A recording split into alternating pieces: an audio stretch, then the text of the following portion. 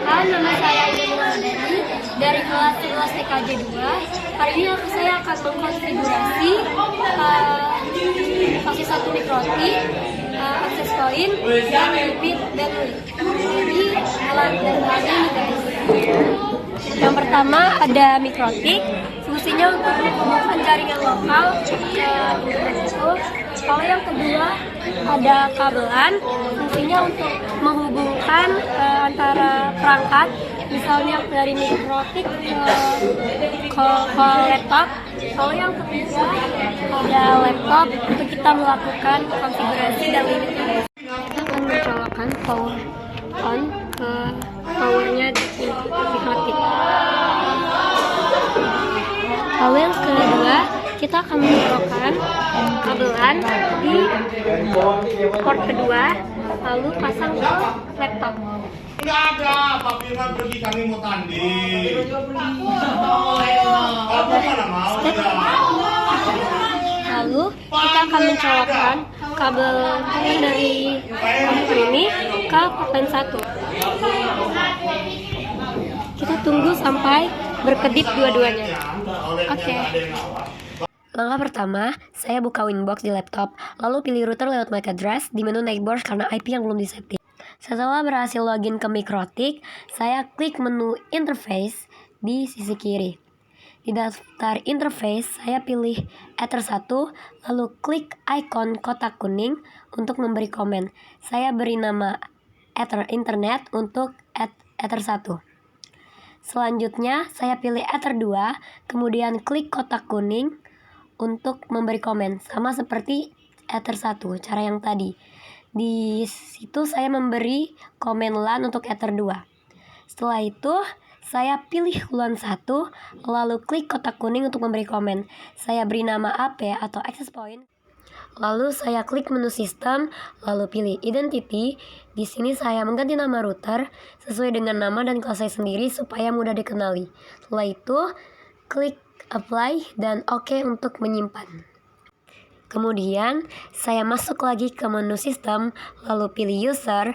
Setelah itu, saya double klik user admin, klik bagian password, lalu masukkan password baru sesuai dengan keinginan kalian. Setelah selesai, saya klik apply dan OK untuk menyimpan pengaturan. Selanjutnya, saya masuk ke menu IP, lalu pilih DNS. Pada bagian server, saya ganti DNS utama menjadi 8.8.8.8. Lalu klik ikon panah ke bawah dan saya tambahkan DNS kedua yaitu 8.8.4.4. Setelah semua diisi, saya klik apply dan OK untuk menyimpan pengaturan DNS. Setelah itu, saya masuk ke menu IP lalu pilih DHCP client. Setelah itu saya klik tombol add. Kemudian pada bagian interface saya pilih Ether 1 sebagai jalur internet. Setelah itu saya klik apply dan OK. Selanjutnya, saya masuk ke menu IP lalu pilih addresses. Di sini, saya isi IP address dengan format kelas C sesuai kebutuhan. Saya memakai 192.168.10.1/24. Jangan lupa slashnya teman-teman. Pada bagian interface, saya pilih Ether 2. Setelah itu, saya klik apply dan OK. Kemudian, saya masuk lagi ke menu IP, lalu pilih DHCP server. Di sini, saya klik tombol DHCP setup, lalu pada pilihan interface saya pilih Ether 2. Setelah itu, saya cukup klik next, mengikuti langkah-langkah sampai selesai. Jika tulisan yang muncul berwarna hitam, itu artinya konfigurasi DHCP server berhasil. Selanjutnya, saya masuk ke menu IP, lalu pilih firewall. Dalam firewall, saya pergi ke tab NAT, lalu klik tombol add untuk menambahkan rule baru. Pada tab action, saya ubah bagian action menjadi masquerade. Kemudian saya masuk ke tab general, dan di bagian all interface saya pilih Ether 1. Setelah itu, saya klik apply dan OK untuk menyimpan. Untuk memastikan router sudah terkoneksi ke internet, saya masuk ke menu new terminal di Winbox. Di terminal, pertama ketik admin lalu tekan enter untuk login sebagai user admin. Setelah itu, ketik perintah ping 8.8.8 lalu tekan enter. Jika konfigurasi berhasil, maka router akan mereply ping dengan waktu respon. Artinya koneksi internet sudah aktif ya teman-teman. Setelah router sudah berhasil dikonfigurasi, saya menekan tombol Win plus R lalu ketik cmd untuk membuka command prompt. Lalu ketik ipconfig spasi renew. Kalau sudah dapat, lanjut ping 8.8.8.8 spasi -t. Kalau ada reply berarti internet berhasil. Setelah itu masuk kembali ke Mikrotik. Di sini saya mengeklik menu IP lalu ke addresses. Di sini saya klik menu add dan membuat address 192.168.15.1. Lalu di interface saya ganti menjadi LAN 1. Lalu klik apply dan OK untuk menyimpan. Nah, di situ warna merah kenapa ya teman-teman? Itu karena LAN di interface belum kita aktifin. Kita akan mengaktifkannya dengan cara klik LAN 1, lalu klik tombol centang. Nah, kalau begitu berarti sudah aktif ya.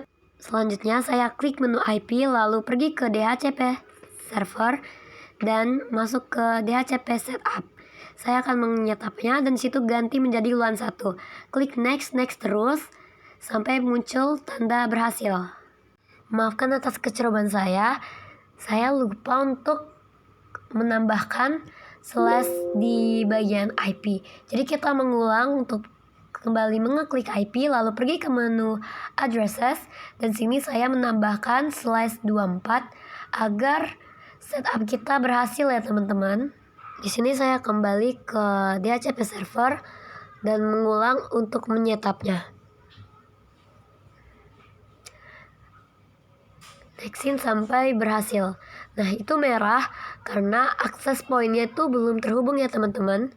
Lalu klik menu wireless, lalu double klik pada LAN 1 untuk membuka pengaturannya. Di tab wireless saya ubah bagian mode menjadi AP Bright. Lalu di bagian band saya pilih seperti yang ada di video. Untuk frekuensinya saya pilih secara manual, tapi disarankan jangan pilih auto supaya laptop tidak bingung.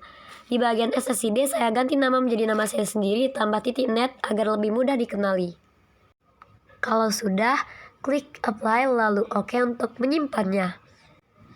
Nah, teman-teman, untuk mengecek siapa aja sih yang masuk ini ke wifi kita, perangkat apa aja sih, itu kita bisa mengeklik menu IP lalu pilih DHCP server lalu klik tab lists. Nah, di situ tuh perangkat yang telah masuk. Tapi di sini tidak ada karena saya belum menyambungkannya. Setelah itu kita bisa pergi ke request dan klik tombol add.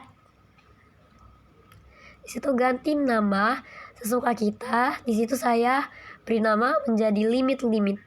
Nah, selanjutnya di target ganti menjadi LAN 1.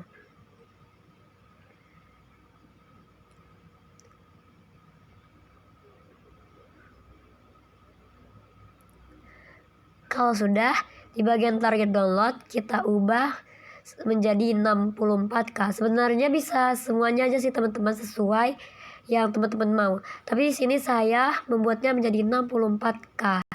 Lalu klik apply dan OK untuk menyimpannya. Setelah itu saya menghubungkan perangkat laptop saya ke wifi atau internet yang telah saya buat.